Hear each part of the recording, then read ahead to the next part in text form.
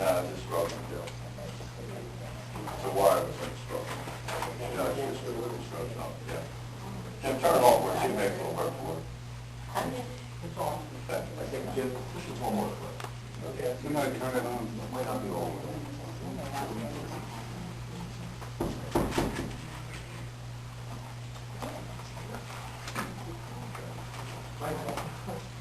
Hello, sir. Everybody, I just cannot say tonight, the way that happened, I'm alone, and I cannot live on what it's reasons with. Put the mic close. You're taking over most of my staff, and I don't have enough money left to pay my bills, and I don't think it's right.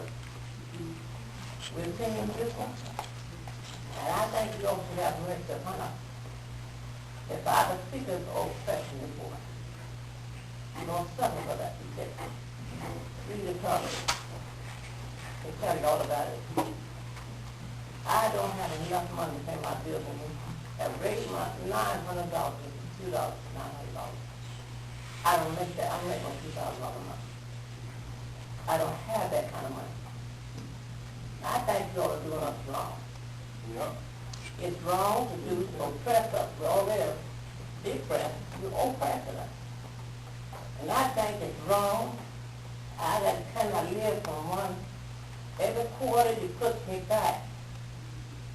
I don't have enough money this month to last into next month. Because you're taking it. I wrote that check today. Save my pocket. And God is looking down on you people. You all got to raise it. Some of y'all got raised, and I know about it. But I thank God. God says time look low. He said, well, wars are over, except the poor. You're going to suffer. What he said, I didn't say he said. You're going to suffer what you're doing to others. I cannot work. There's no way I can work. Condition I'm in. I cannot work. But God said you're going to suffer means woe. Look at the word woe, what it means. When you go home, you don't know, Lord. And you're going to suffer. You're going to grief. All these things will come upon you. Read the prophet. And God don't lie. How come I just say that? I cannot make it like this. Somebody wants to do something. And they all sometimes I stop by that. I don't have money to buy it. And I came here and said my truth, let you know where I think, how I think. And I can't help, I cannot live like that. And I mean, everywhere I come to my house, my insurance on my house, my insurance on my car, I have to get around.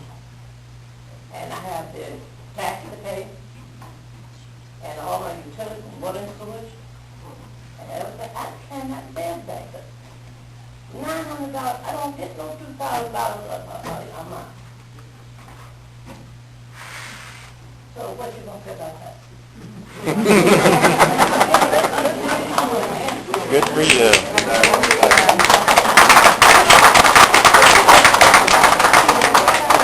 Good for her. I'm going to say what I said to you on the phone. First of all, I always enjoy talking to you.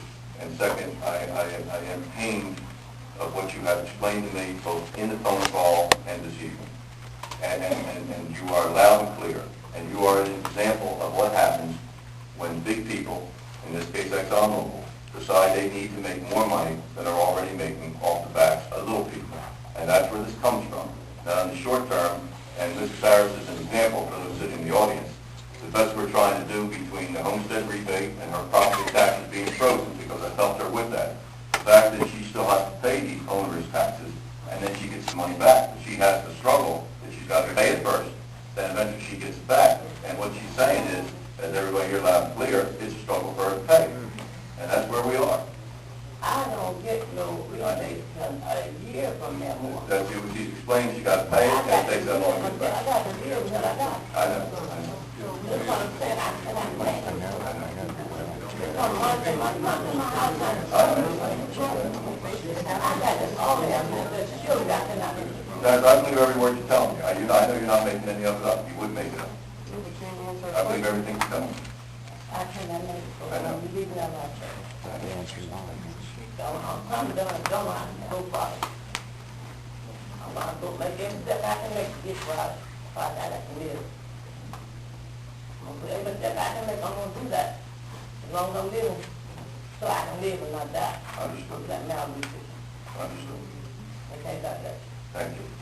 Barry, you want to come up next? Let's stay up, we can, we'll stay on the taxes, everybody's comfortable, that everybody's had to say on the taxes, and I know we got some other items to do. Barry, you doing taxes? Partially. Well, okay, if you would, go ahead, go ahead. Go ahead. Barry Gordetti, 1820 Overbrook Avenue. Thanks. I just wanted to say I don't envy your position. I understand that this wasn't your fault. This doesn't lie at your feet. You know, you've had tough decisions to make, and, you know, it wasn't an easy decision to make. And a lot of people here are irate, and I'm not happy about paying more taxes either. Neither am I.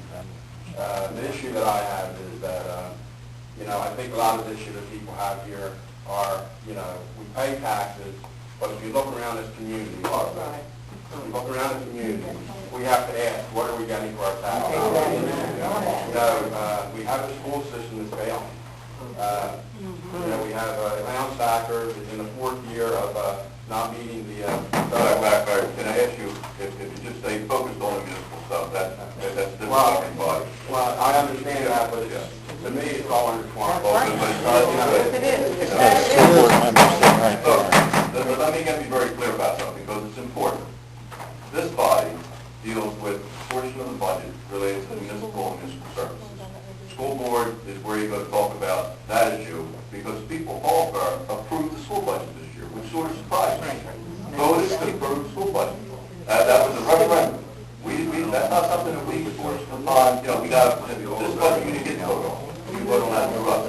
School board you voted on. I say you, I don't mean you in particular, because I'm not going to be presumptuous to say it's not the thing about like 300 people voted, but the majority of people voted through that budget.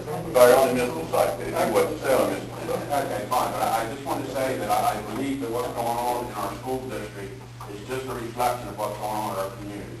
You know, we have classes where... Back, you're old school guy. Yeah.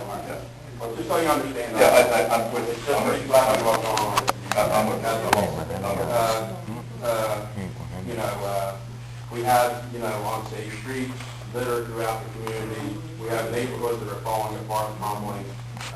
We have a police department that is undermanned and overburdened. I mean, they have statistics, I believe, that will be comparable to Glassboro and Woodbury as far as responding to calls, arrest me. We're talking about Woodbury as a city, Glassboro as a university town. You know, how can we, a small town of a little bit over 6,000 people and 2.1 square miles, be compared in the same breath as these huge towns and cities? It doesn't make sense to me, but that's the reality we're dealing with. The major problem I believe that all these towns have in common is the rental industry. I'm not going to call it a business, I'm calling it an industry. You know, when we have, sit in the center part of town here, and I'm going to go down the streets, but you always ask for some specifics here. We have East and West Puck, Washington, Adams, Jefferson, Monroe, Madison. We have Jefferson Street, Spruce Street, Pine Street, Chestnut Street, Penn Line Road. Right here in the center part of town where we're standing right now, we have rental property after rental property after rental property. We're sitting in an urban center right now. We're sitting in the inner city. You know, that's what we're dealing with in our neighborhoods. Our neighborhoods are crumbling. We have people out on the streets dealing drugs. We're having many problems throughout this community that have been going on for decades. Not just now, not just yesterday, but decades now. They have not been addressed. And they need to be addressed, and they need to be addressed now. I've been coming here for 5 years. I hear excuse after excuse after excuse why we can't get things done. And quite frankly, I'm tired of hearing excuses. I have an organization, I'm the president of Neighborhood Watch. We're out on these streets. We're trying to do everything we can to better this community. But it seems like no matter what we do, it's never good enough. We reach out to mayor and council. Join us on a street patrol. Come to a meeting. You know, try to show some support. Get a better understanding of what's going on in the community, and yet we get nothing but stifle. Nobody shows up. Nobody is not concerned. I think this needs to be a priority. Mayor, you built this stadium, the new bleachers down at Paulsboro High School. Great thing. You made that happen. It wasn't easy to do, but you made it happen.